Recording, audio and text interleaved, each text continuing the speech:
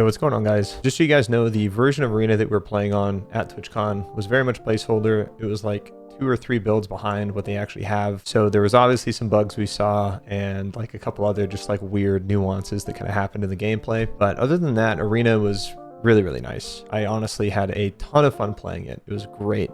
The thing is that Arena is going to be one of the best things to happen to the Escape from Tarkov community and for Escape from Tarkov, even though it's technically a different game. A lot of people, for whatever reason, they always like to say that Arena is going to kill Tarkov, or like it's gonna split the player base or whatever. I personally think that's all bullshit. I don't think any of that's gonna happen whatsoever. Arena is only gonna do 2 majorly good things for the game. One, it's gonna give the guys who constantly want PvP and are bored with the game, it's like their 7th time getting Kappa, they've done the quest, it's like their 10th wipe, whatever, and the only enjoyment they really get out of the game is fighting people and getting PvP. The great thing is that they don't have to like gear up, go into raids to do this anymore and like try and chase it down while in a raid, while waiting on a time limit. You can now just go play Arena and just PvP your heart out. And then when you're kind of done, maybe you want to go quest, maybe you chill a little bit more, get a little bit more, I guess you could say less consistent PvP in terms of like what's expected.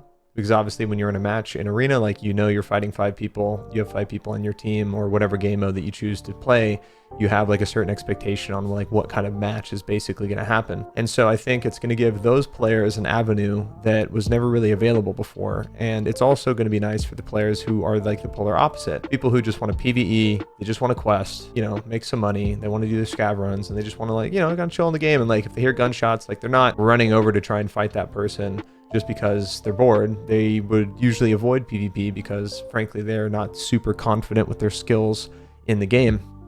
And they're probably also trying to get out with their loot. And so I think it's going to give those types of players a really good opportunity to get way better at the game and actually take a lot of that skill that normally is only gained through like thousands and thousands and thousands of hours of playing Tarkov, having to like remove gear fear and eventually getting rich enough to where it doesn't matter what you run, you just lose a kit, you can go buy another one. The regular player in EFT doesn't have that luxury. They don't just get to like rerun the same kit over and over again. They're not that rich. They're not like the 1%er streamers who, you know, play the game all the time. And you're looking at somebody who only plays like maybe a month or 2 out of the year nowadays. And I just basically focus on variety content. However, once Arena does come out, I do plan on playing a ton of it because frankly, it's a lot of fun. Like I love Tarkov fighting and PvP. I just hate everything in between. And I hate like the random nuances of like gearing up, queuing into a raid, spawning in, people knowing where I spawn, having to move off that. Randomly just, you know, getting fucking head eyes. Like not like saying like that's gonna not happen in Arena, but it's just kind of how it is. And like you guys know what I'm talking about who played the game long enough. It's just like the certain things that are just like the nuances of EFT that are not really fun, and Arena I think is just going to get rid of that. On top of that, another thing that I think that's really wonderful is that we're going to be able to go from Arena to base Tarkov and back and forth as we please. It's not like we're chained down and forced to play one or the other. You know, we can warm up with Arena, go play some raids, or we have some bad raids, then we can go cool off, play some Arena, get into some fights, and, you know, kind of get our mojo back. And the fact that we're going to have both of those at our disposal, I think is really wonderful. So in terms of a lot of the things in Arena, how it works and how matchmaking will work, I know a big concern is like the crossover between your regular Tarkov player and your Arena character. And so you will be able to use your main EFT character in Arena, but there are some limitations. So of course you can take advantage of your skills and abilities that you have. However, if you choose to say bring in a very good kit, a lot of meds, good ammo, armor, helmet, etc., every piece of gear, like every attachment, every item is attributed towards a gear score. So if you go in with like the juiciest kit possible, it's worth, you know, maybe a couple hundred, like not 100 million rubles, but just like a couple million rubles, you're only going to be competing against other players in ranked that have the same type of equipment. You will never really have to worry about, you know, the current situation that's Tarkov where, you know, you never know what you're going to encounter. You never really know what kind of guns and gear and ammo people are going to have. You just don't really have that expectation or that understanding. In Arena, it's like you will consistently fight the same equally level geared folks no matter what. And there will also be a different rank structure. From what I was told, it's based on the presets that BSG has made for us. If you don't want to worry about people who have to play with their gear from regular Tarkov, you don't actually have to even queue up with those types of players. You can just stick and play the presets if you want. And I think that's great because the preset system is honestly pretty cool. What was shown off at TwitchCon, I think, was very placeholder, like the prices of a lot of the loadouts. Like we could get like a Risty Slick SA58 Drum Mag M62 like FAL for like 50,000 rubles, or like some of the cheaper kits are like 150K. Or maybe even more expensive. And I think a lot of that's probably going to change and was most likely placeholder just for the event, just because obviously they wanted people coming in and playing and being able to use whatever loadouts and gear that they wanted. And so I think that is another big thing that will change later on once we actually get our hands on it sometime in December, because that is the release date for arenas, that we will get arena before the next major wipe, and we'll be able to play that for a while until the next major EFT update and wipe hits.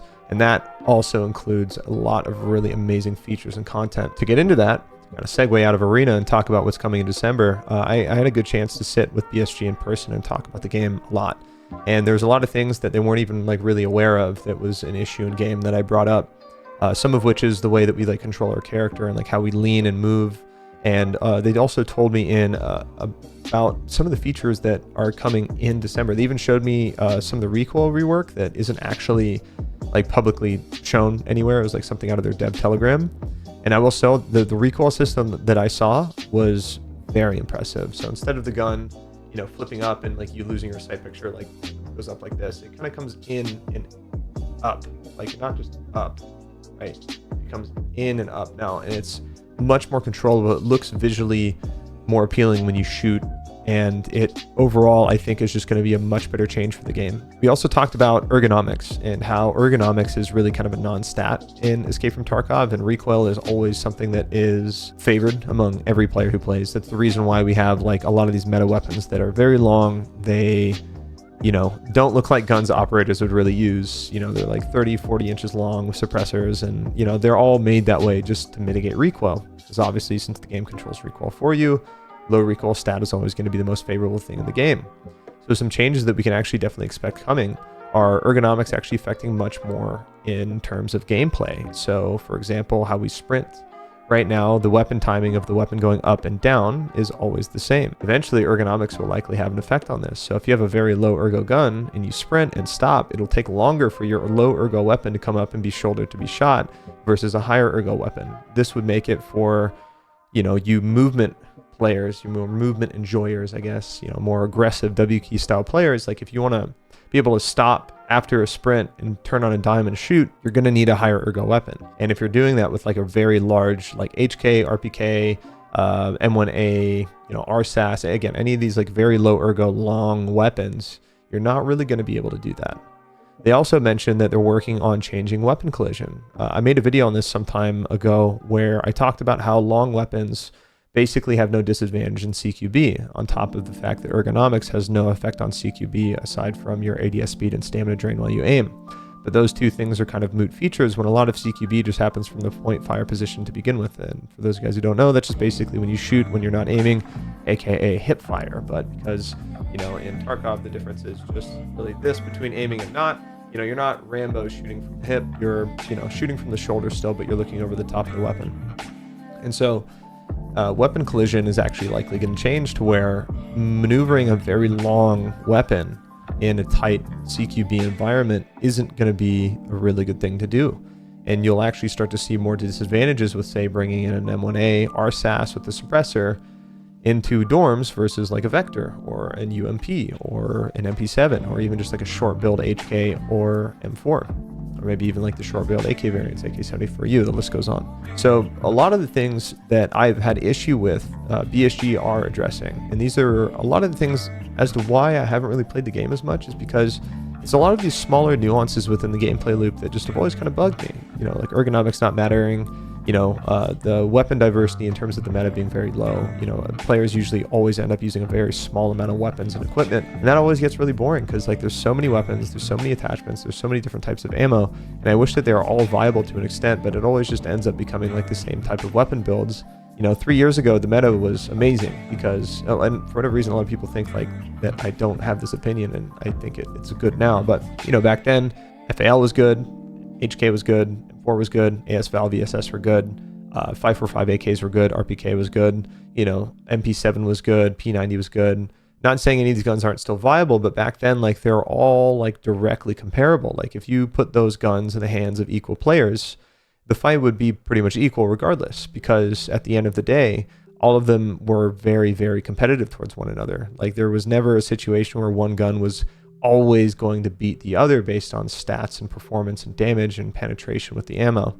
So for me, having a very robust system within the game that adds more diversity to the loadouts and the kits, like things like ergonomics being more important, the things like having to account for your weapon length in terms of where you want to fight, aka don't bring super long weapons into dorms or factory even. You know, you mainly want to probably use those on weapons like woods and shoreline, but even then there's some CQB situations on those maps where having that long weapon might put you at a tiny bit of a disadvantage.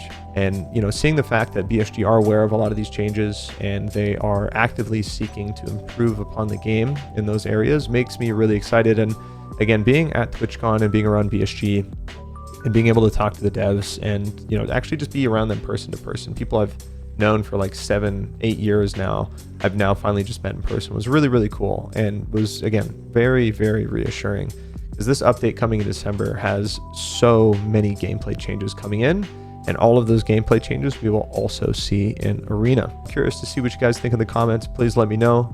Are you going to be playing Arena? Are you also looking forward to a lot of these potential changes coming to Tarkov in December?